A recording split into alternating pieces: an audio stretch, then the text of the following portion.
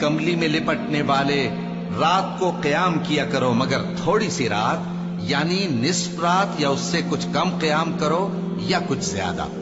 اور قرآن کو اچھی طرح ٹھہر ٹھہر کر پڑھا کرو۔ ہم ان قریب تم پر ایک بھاری فرمان نازل کریں گے، کچھ شک نہیں کہ رات کا اٹھنا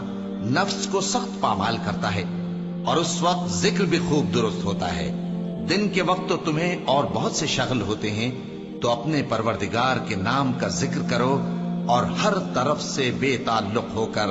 اسی کی طرف متوجہ ہو جاؤ۔ وہی مشرق اور مغرب کا مالک ہے، اس کے سوا کوئی معبود نہیں، تو اسی کو اپنا کارساز بناؤ۔ اور جو دل آزار باتیں یہ لوگ کہتے ہیں ان کو سہتے رہو، اور خوبصورتی سے ان سے کنارہ کش رہو،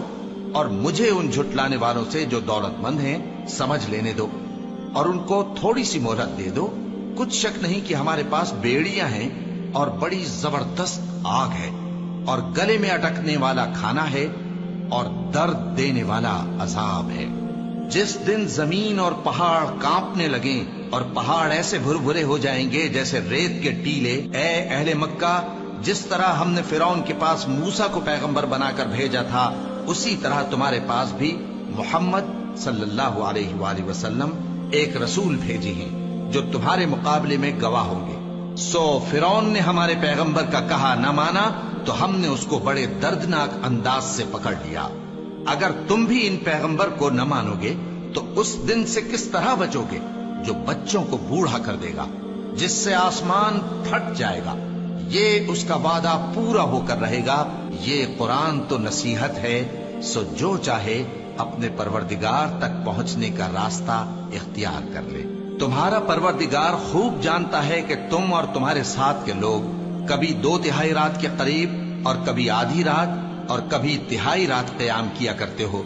اور اللہ رات اور دن کا اندازہ رکھتا ہے۔ اس نے معلوم کیا کہ تم اس کو نبھا نہ سکو گے، تو اس نے تم پر مہربانی کی، پس جتنا آسانی سے ہو سکے اتنا قرآن پڑھ لیا کرو۔ اس نے جانا کہ تم میں بعض بیمار بھی ہوں گے، اور بعض اللہ کے فضل یعنی معاش کی تلاش میں ملک میں سفر کریں گے، اور بعض اللہ کی راہ میں لڑیں گے، تو جتنا آسانی سے ہو سکے اتنا قرآن پڑھ لیا کرو، اور نماز قائم کرتے رہو، اور زکوٰۃ ادا کرتے رہو، اور اللہ کو نیک نیتی سے قرض دیتے رہو، اور جو عمل نیک تم اپنے لیے آگے بھیجو گے اس کو اللہ کے ہاں بہتر اور صلے میں بہت عظیم پاؤ گے، اور اللہ سے بخشش مانگتے رہو، بے شک اللہ بخشنے والا ہے، مہربان ہے۔